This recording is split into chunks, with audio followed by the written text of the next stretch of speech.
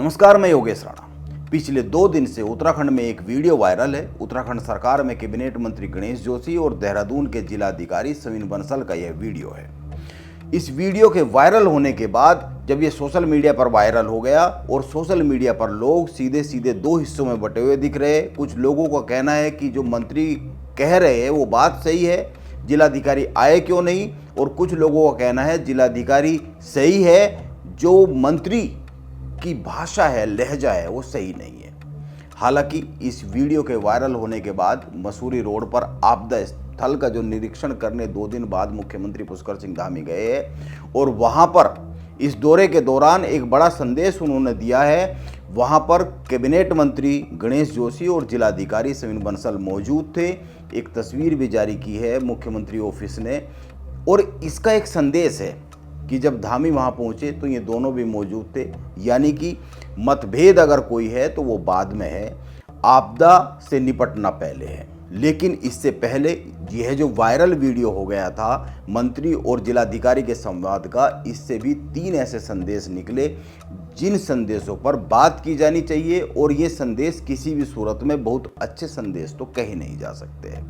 पहला सवाल ये उठा यह वीडियो वायरल होने पर कि क्या अफसर मंत्रियों की सुनते नहीं है, उनका फ़ोन उठाते नहीं है। और दूसरा सवाल यह उठ गया कि जब जिलाधिकारी को किसी जगह पर मुख्यमंत्री ने खुद लगाया हुआ था, खुद भेजा हुआ था, तो फिर इस बात से मंत्री इतने भड़क क्यों गए, खफा क्यों हो गए, केवल इसलिए कि उनका फ़ोन नहीं उठाया, जबकि वो खुद कह रहे हैं कि बाकी जो सीनियर ऑफिसर है उनसे उनकी बात हुई है।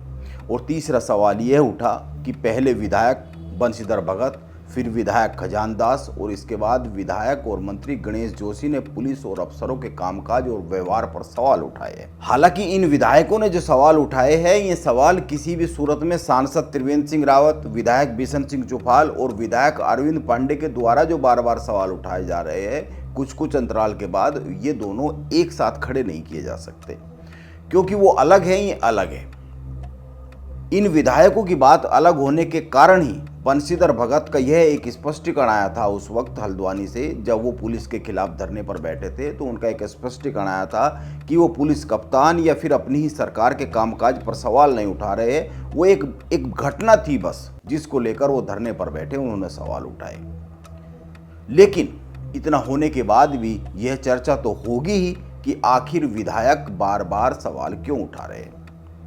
और रही बात इस वीडियो की, तो आपने पिछले 2 दिन में गणेश जोशी जो कैबिनेट मंत्री है और जिलाधिकारी सविन बंसल के बीच में संवाद का ये वीडियो बहुत बार देखा होगा। इस वीडियो में 3 ऐसी बातें हैं जिस कारण यह अधिक चर्चा में आया और जिस कारण बहुत सारे सवाल भी खड़े हुए। पहली, मंत्री गणेश जोशी की भाषा, वो जिलाधिकारी से जिस लहजे में बात कर रहे हैं उस पर सोशल मीडिया पर बहुतों को ऐतराज है। दोनों के बीच में बस 4-6 लाइन का ही संवाद है। गणेश जोशी जैसे ही देहरादून के जिलाधिकारी के पास पहुंचते हैं, आमने सामने ही लोग पढ़ते हैं, तो गणेश जोशी अपनी बात शुरू करते हैं। वो कहते हैं कि आपको तो सीएम साहब ने वहां रहने के लिए कहा था, फिर यहाँ क्यों आ गए। इस पर जिलाधिकारी कहते हैं कि पूरे जिले में तो देखना है, यहाँ पर भी देखना है।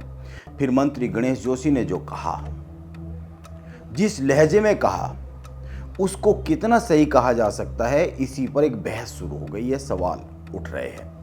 मंत्री गणेश जोशी ने कहा कि रंग ढंग ठीक कर दे अपना। इसको बहुत ठीक तो नहीं कहा जा सकता, ठहराया जा सकता, भले ही आप कितने भी दबाव में हो, कितनी भी आपदा के वजह से परेशान हो। इसको इसलिए उचित नहीं ठहराया जा सकता क्योंकि गणेश जोशी कोई साधारण व्यक्ति नहीं है। वो उत्तराखंड सरकार में कैबिनेट मंत्री है, वो विधायक है, वो खास है।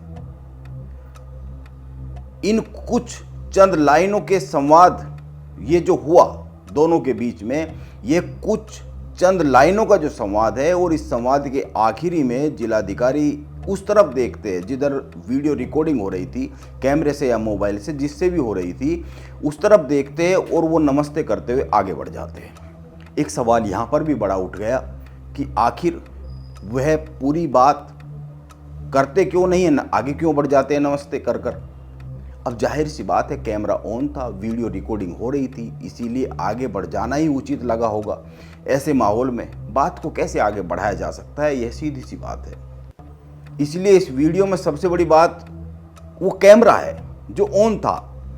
ये ध्यान रखना चाहिए कि जो इस घटना को रिकॉर्ड कर रहा था, किसी भी सिस्टम में मतभेद और छोटे मोटे वाद विवाद होते ही रहते हैं, लेकिन ये सार्वजनिक प्रदर्शन का विषय कतई नहीं होते हैं।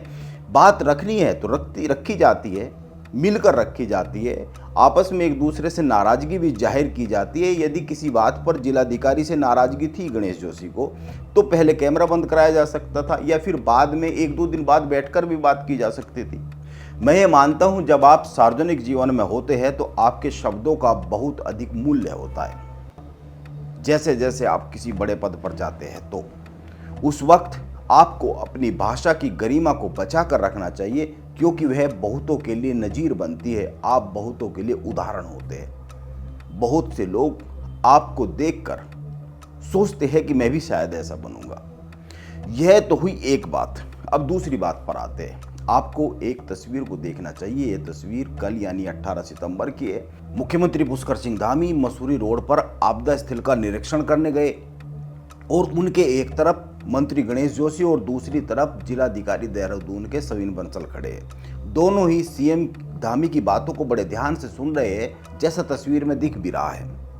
धामी ने घटनास्थल के इस निरीक्षण और इस तस्वीर से यह साफ साफ संदेश देने का काम किया है कि कहीं पर भी किसी भी तरह का मतभेद हो, लेकिन सुपर बॉस वो ही है और आपदा के वक्त सबको एक साथ खड़े होकर केवल काम करना है, बाकी कुछ और नहीं करना है। अपने अपने ईगो को साइड में रखकर काम पर निकलना चाहिए। उत्तराखंड की जनता बस सब कुछ देख रही है। गणेश जोशी मसूरी विधानसभा से लगातार तीसरी बार विधायक है। वो चौथी बार विधायक बनने के सपने बुन रहे हैं। 2027 में जाहिर सी बात है वो जनता के सामने एक बार फिर जाएंगे। यह तो मसूरी की जनता को तय करना है कि वो विधायक चुने जाएंगे या नहीं चुने जाएंगे। मसूरी की जनता उनको चौथा मौका देगी या नहीं देगी, हम तो इस पर कोई डिसीजन या फिर कोई निर्णायक एक अनुमान बता नहीं सकते। हम केवल आंकड़ों पर ही बात कर सकते हैं। इसीलिए मसूरी विधानसभा सीट के आंकड़ों के साथ भी जल्द आएंगे। नमस्कार, मैं योगेश राणा।